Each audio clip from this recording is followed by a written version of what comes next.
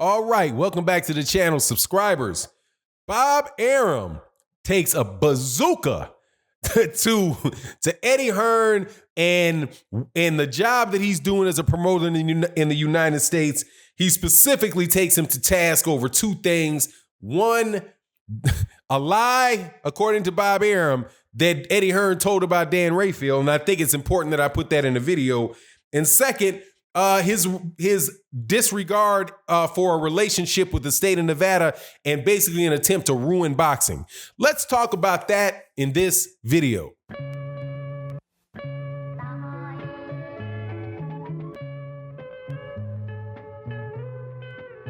All right, welcome back to the channel, subscribers. If you are not subscribed, please subscribe, hit the bell icon so you can be notified of when we release more videos. And also, special thank you to everybody that has joined and all the new channel members. Thank you guys so much for joining and helping us support the causes that we support. Thank you so much to the Patreon community that is out there, that is every month is supporting the channel. Thank you so much. And the live stream community, through your support with the super chats in the live stream and the Cash App that donates to the channel to help us push this channel forward. Thank you very much. Make sure you attend OG Boxing Talk this Sunday at 8 a.m. Central Standard Time. Now, let's get into this. Bob Arum, man, I don't know what to... I have like on my channel a lot of times, man, because of my profession, I tell you that I speak snake, right? I speak snake. I am always looking for somebody to try to throw a word in here, a word in there, or trying to start a negotiation, you know, extremely one-sided on one of their side, and have to fight them to get to some relative, you know, within a zone of a potential where we can reach an agreement, right? So I'm always looking at the kind of the slick games that people play, and I'm a big boxing fan, so I can't help but do that in boxing when I'm paying attention to boxing and these promoters.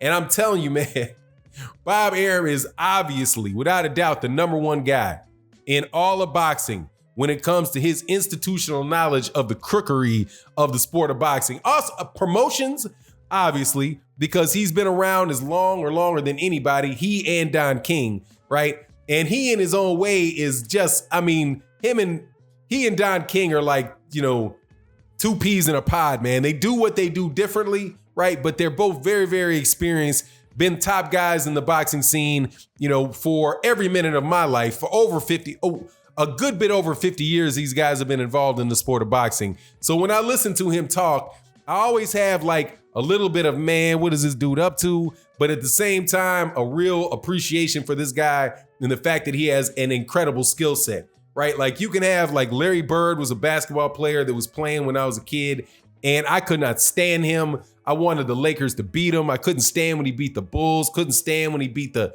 Detroit Pistons. But as he got closer to retirement, and then after retirement, I had to look back and be like, you know, I didn't like everything he did. I never rooted for him, but God dog, that man could play some basketball. You just had to keep your eyes open and watch this dude at all times and just know it's not if it's gonna come, when is it gonna come with a guy of that skill level. So that's what I think about Bob Arum in boxing, in the business of boxing, is watching this guy is somebody that is highly skilled, man. He's got the way that he goes about his business set. You can see how he goes about his business. And even at almost 90 years old, he'll just let out some insights where you're like, man, this guy just, yeah, I have a hard time believing this cat is not spot on. And one of the things that he talked about, and I listen to him pretty much every time I have an opportunity to listen to him.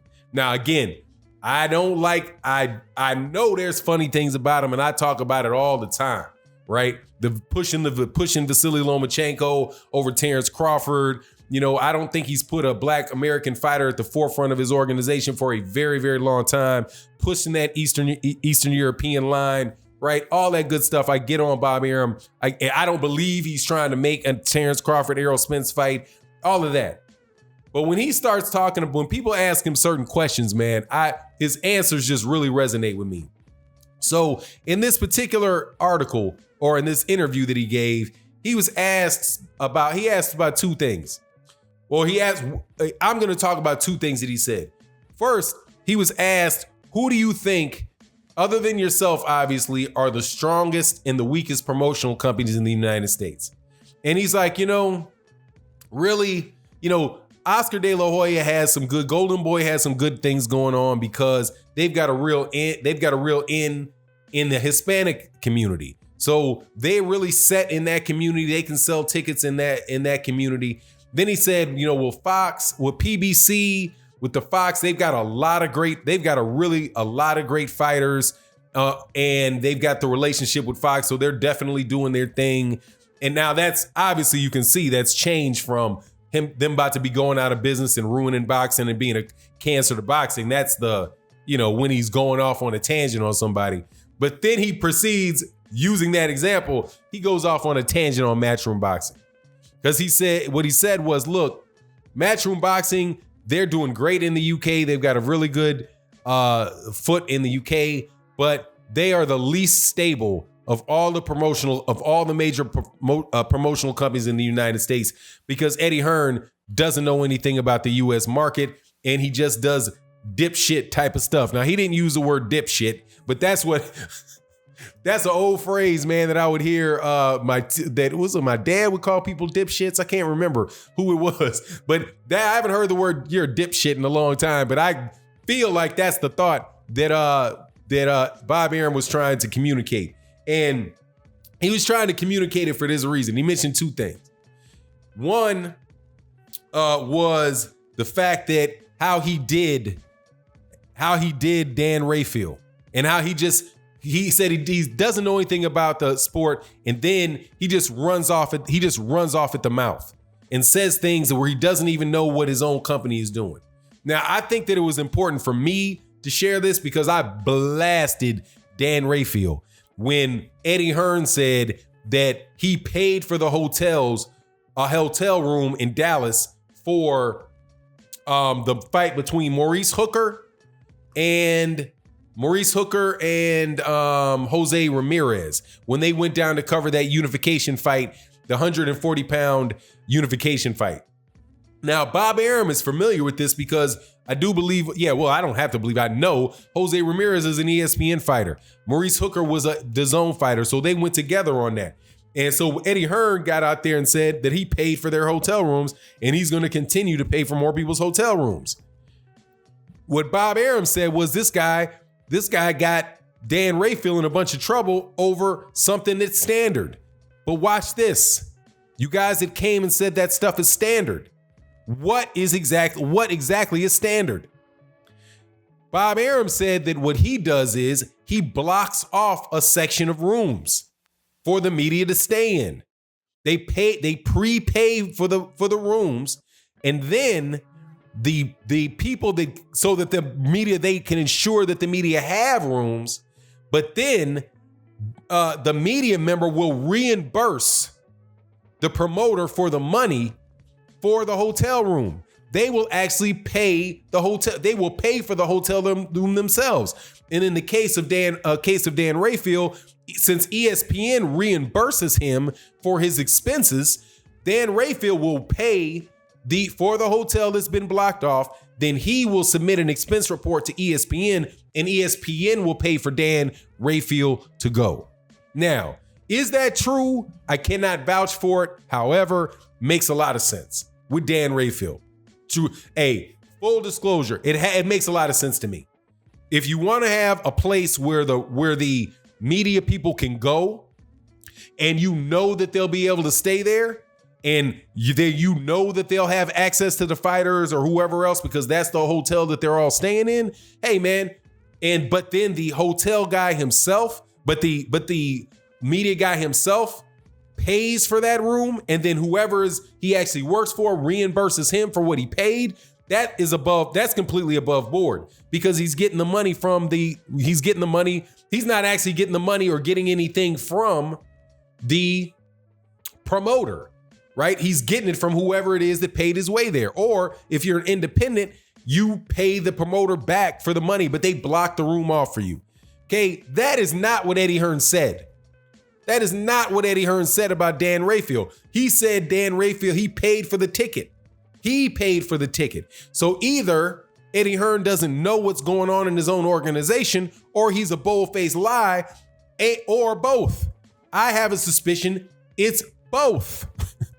But hey, man, Dan Rayfield had, according to Bob Arum, ESPN called Dan Rayfield and was like, hey, man, what is this shit? Because it's all over the internet. I did a meme about it. I did, Dan. I did. I don't like you, man. You're funny business. You're funny business. But anyway, that was one of the reasons Bob was like, this dude doesn't even know what he's doing. He doesn't know how it works. He's out there running his mouth, saying a bunch of stuff, and doesn't know what the people that work for him are actually doing. So then, though, he gets into the far more important one. I mean, from a boxing point of view, the fact that he's going to allow Julio Cesar Chavez Jr. to fight in Arizona, even though he's been suspended by the state of Nevada. And Bob Arum is like, that is like, I don't know if he used the word suicidal, but he's like, this guy has no clue what's going on. Why would you isolate yourself? He said it's beyond stupid to isolate yourself from the Nevada State Athletic Commission by doing that, by sticking the thumb in their eye and taking that fight over to Arizona, and then to sue, by the way, and Bob Arum didn't say this, Eddie Hearn, through Julio Cesar Chavez, is actually suing the state of Nevada he's asking for an injunction or a temporary restraining order preventing them from suspending Julio Cesar Chavez so he can fight in Arizona. Now, even if the court allows that, even if that temporary restraining or that injunction, it's an injunction, not a temporary restraining order, forgive me, an injunction, because an injunction prevents you from doing something, right? I think a temporary restraining order is what, where you actually have to stay away from somebody. But if they allow the injunction, then so what? The Nevada State Athletic Commission still pissed off that you didn't listen to them. The politics of that organization you've screwed yourself in, and the fighters that fight for you. Because the state of Nevada is, they say New York is the mecca of boxing because it really was in the 30s, in the 30s, 40s, 50s, where a lot of that stuff was revolved in the state of New York with the state of, with the NWAC, New York State, NSAC, the New York State Athletic Commission, when they had their belts. But over the last 30 years, man, it's been Vegas. So why would you isolate yourself from Vegas? And that's why it says these guys are the least stable. Because this guy, they're going to run around and do some shit that's just going to get them completely screwed off, and blackballed amongst the commissions, the state commissions. And it's just terribly bad for boxing and the reputation of boxing to be violating federal law for a guy that was faced a suspension for refusing to take a performance-enhancing drug test. It's just crazy. Anyway, that's what Bob Arum said, man. I agreed with him, and I thought it was great insights on both sides of that. You let me know what you think in the comment section, and with that, I'm out. Peace.